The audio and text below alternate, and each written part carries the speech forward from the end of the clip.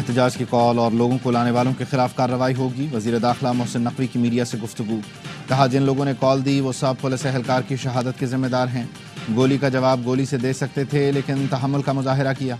آئی جی پنجاب کا کہنا ہے 119 پولیس اہلکار زخمی ہیں، جن میں سے 4 کی حالت تشویشناک ہے۔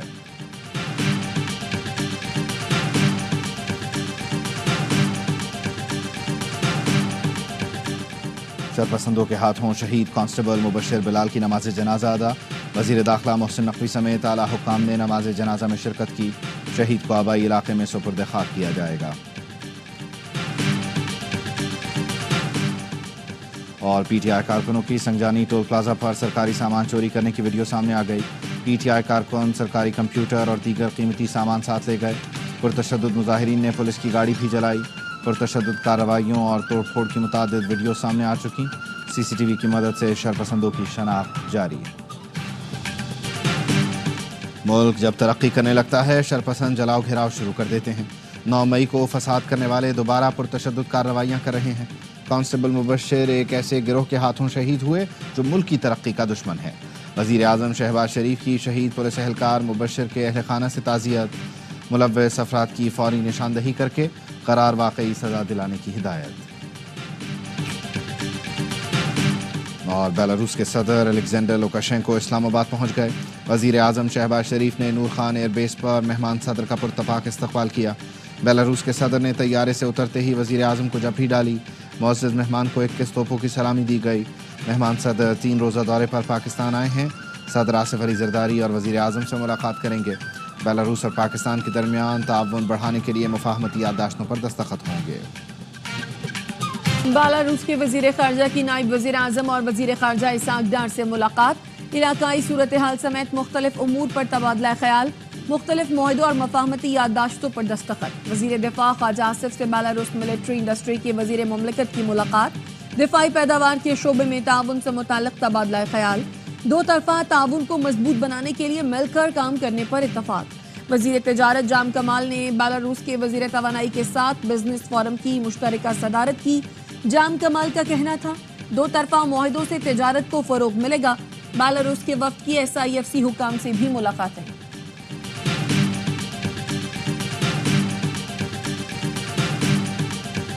نے احتجاج کے نام پر بے گناہ کی جان لی، معاف نہیں کریں گے۔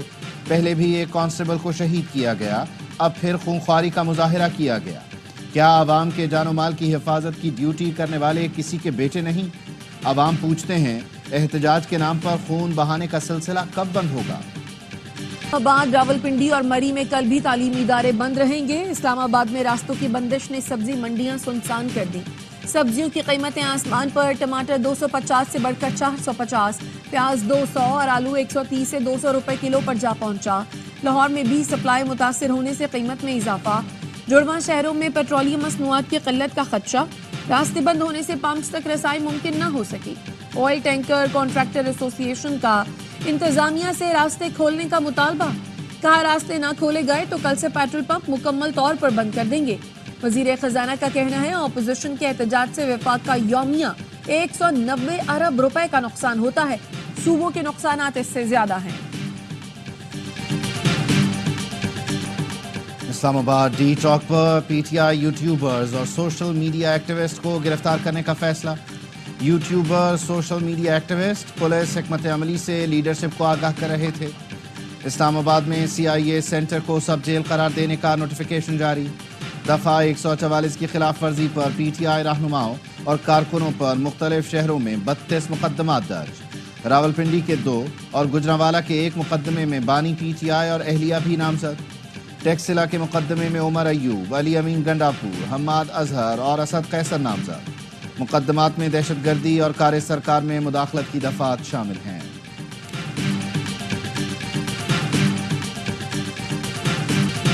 ایک ٹولہ ملک میں افراتفری اور انتشار کی سیاست کا پیغام دے رہا ہے۔ وزیر اعلیٰ KP اس وقت وفاق پر یلغار میں مصروف ہیں۔ وزیر اطلاعات سندھ شرجیل میمن کہتے ہیں عوام نے 24 نومبر کی کال مسترد کر دی۔ کراچی میں کتنے لوگ فائنل کال پر باہر نکلے؟ لیڈر کو باہر نکالنا ہے تو اس کے کئی طریقے ہیں۔ پرامن احتجاج کیا جا سکتا ہے۔ ہماری بھی قیادت گرفتار ہوئی۔ کیا ہم کبھی جتھے لے کر اسلام آباد گئے؟ کوئی روڈ بلاک کیا؟ لوگوں کو انتشار اور دہشت گردی نہیں، اپنے مسائل کا حل چاہیے۔ بانی پی ٹی آئی کی رہائی مذاکرات نہیں، عدالت سے ہوگی۔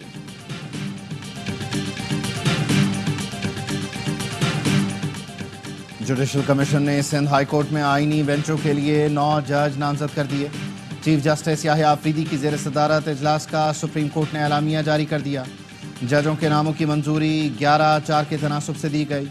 جسٹس محمد کریم خان آغا سندھ ہائی کورٹ کے آئینی بینچ کے سربراہ ہوں گے۔ ذرائع نے بتایا عمر ایوب اور شبلی فراز اجلاس میں شریک نہیں ہوئے۔ دونوں ارکان کا 2 گھنٹے انتظار کیا گیا۔ فون مسلسل بند ہونے پر اجلاس منعقد کیا گیا۔ ایکنک نے 172 ارب روپے کے 10 ترقیاتی منصوبوں کی منظوری دے دی۔ نائب وزیر اعظم اسحاق ڈار کی زیر صدارت قومی اقتصادی کونسل کی ایگزیکٹو کمیٹی کا اجلاس۔ خیبر پختونخوا، سندھ اور بلوچستان میں انفراسٹرکچر کی تعمیر بھی پروجیکٹس میں شامل۔ کراچی کے لیے 29 ارب 20 کروڑ روپے سے سالڈ ویسٹ پروجیکٹ کی بھی منظوری دی گئی۔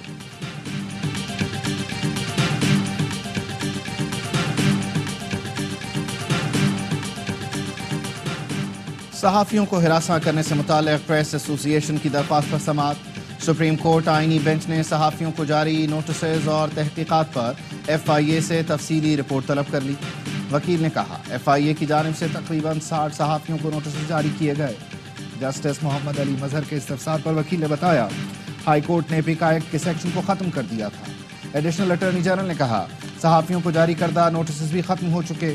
جسٹس محمد جمال مندوخیل نے کہا صحافیوں کو بھی اپنا کوڈ آف کنڈکٹ بنانا ہوگا۔ وی لاگ کریں لیکن بات شائستگی سے کریں۔ صحافیوں کا پرسنل ہونا مناسب نہیں۔ سماعت 10 روز کے لیے ملتوی کر دی گئی۔ صدر آصف زرداری نے دریائے سندھ سے مزید نہریں نکالنے کی منظوری نہیں دی، محض پروپیگنڈا کیا جا رہا ہے۔ وزیر توانائی سندھ ناصر شاہ کہتے ہیں پانی ہماری بقا کا مسئلہ ہے، اس پر صدر آصف زرداری، بلاول بھٹو اور ہم سب ایک پیج پر ہیں۔ ہم نے جمہوریت کے لیے کڑوا گھونٹ پی کر نون لیگ کو سپورٹ کیا، مگر مختلف ایشوز پر آج بھی اختلافات ہیں۔ بلوچستان میں ٹارگیٹڈ آپریشن کرنے جا رہے ہیں۔ وزیر اعلیٰ بلوچستان سرفراز بگٹی کا اعلان، کہا آپریشن کی مخالفت کرنے والی سیاسی جماعتیں دہشت گردی کے خلاف حل بتائیں۔ 10 سال کے مصور خان کے اغوا پر افسوس ہوا، کوئی حکومت نہیں چاہے گی کہ بچے اغوا ہوں۔ بچوں کو اغوا کرنے والوں کے خلاف کارروائی کریں گے۔ لوگوں کو قتل کرنے والوں کے خلاف آپریشن کے سوا اور کوئی آپشن نہیں۔ وزیر اعلیٰ کی تبدیلی کے حوالے سے کوئی تبصرہ نہیں کروں گا، جب تک موقع ہے بلوچستان کے عوام کی خدمت کروں گا۔ مغوی طالب علم کی بازیابی کے لیے بلوچستان میں پہیہ جام ہڑتال۔ بلوچستان ہائی کورٹ میں جج کی رخصت کے باعث کیس کی سماعت 2 دسمبر تک ملتوی۔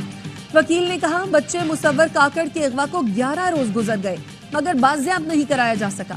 پولیس اور دیگر ادارے بچے کی بحفاظت بازیابی کے لیے اقدامات کریں۔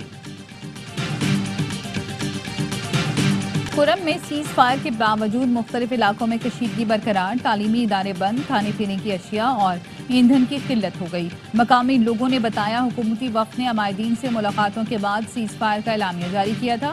مشیر اطلاعات خیبر پختونخوا بیرسٹر سیف کہتے ہیں دونوں جانب کچھ افراد قید میں ہیں۔ عمائدین سے غمال بنائے گئے افراد کی رہائی کا کہا ہے۔ خرم ملیشیا اور ایف سی کے ذریعے میتوں کی حوالگی کی تجویز ہے۔ فریقین مذاکرات کے ذریعے مسائل کا حل چاہتے ہیں۔ فیصلوں پر عمل درآمد کے لیے جرگہ خرم عمائدین سے ایک اور ملاقات کرے گا۔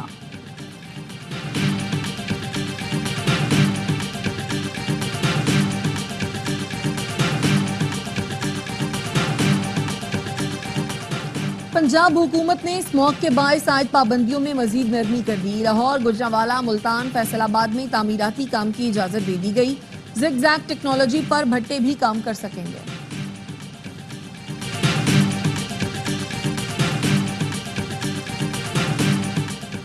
Malir express way, Korangi cause وے اور کریم آباد انڈر پاس اہم منصوبے ہیں، ان پر پیش رفت چاہیے۔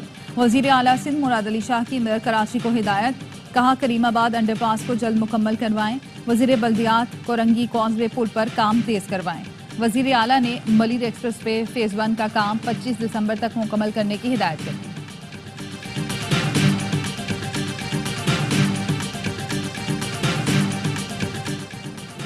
پیپلز پارٹی صنفی مساوات، خواتین کو بااختیار بنا کر بہتر معاشرہ تشکیل دینے کے لیے پرعزم ہے۔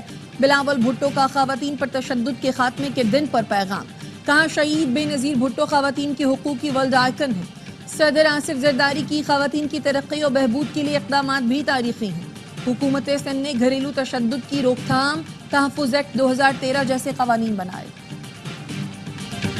باڑ کی ریاست اتر پردیش کے شہر سنبھل میں ہندو انتہا پسندوں کا شاہی مسجد کی جگہ مندر ہونے کا دعویٰ۔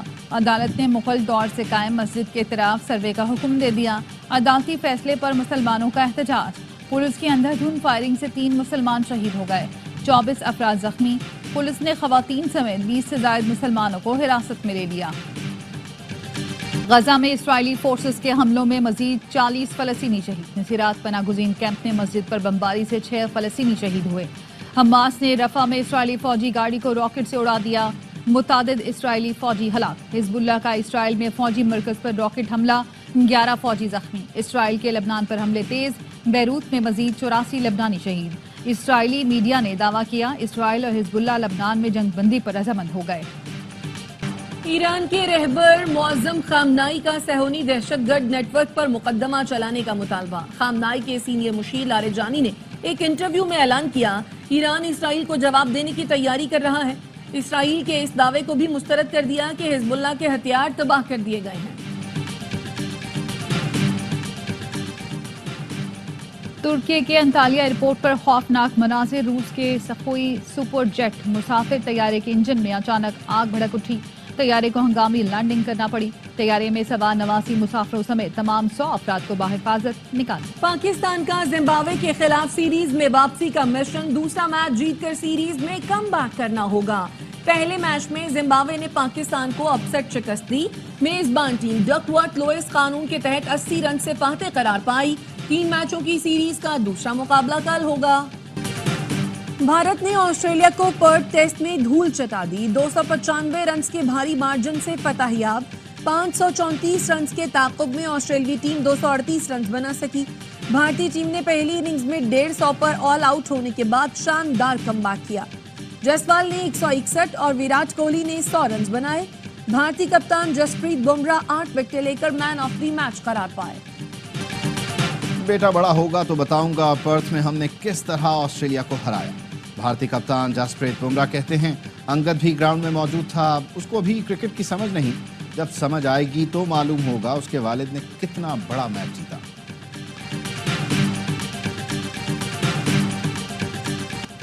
کراچی چڑیا گھر کی ہتنی مدھوبالا صحت مند قرار، کل سفاری پارک منتقل کیا جائے گا۔ عالمی تنظیم فورپاس کی ٹیم نے انتظامات کو حتمی شکل دے دی۔ سفاری پارک میں ہتنی مدھوبالا کے لیے خصوصی انکلوژر اور سوئمنگ پول بنایا گیا ہے۔ پارک میں سونیا اور ملائکہ نامی ہتنی پہلے سے موجود ہیں۔ پاکستانی ہنر مندوں کا شاہکار، بیلاروسی وزیر ہاتھ سے بنے رکشے کے دیوانے۔ وفاقی وزیر تجارت جام کمال خان نے پاکستانی روایتی رکشہ دکھایا۔ بیلاروسی وزیر توانائی رکشے میں بیٹھے دلکش ڈیزائن کی تعریف کی۔ جام کمال کی بیلاروس کو رکشے برآمد کرنے کی بھی پیشکش۔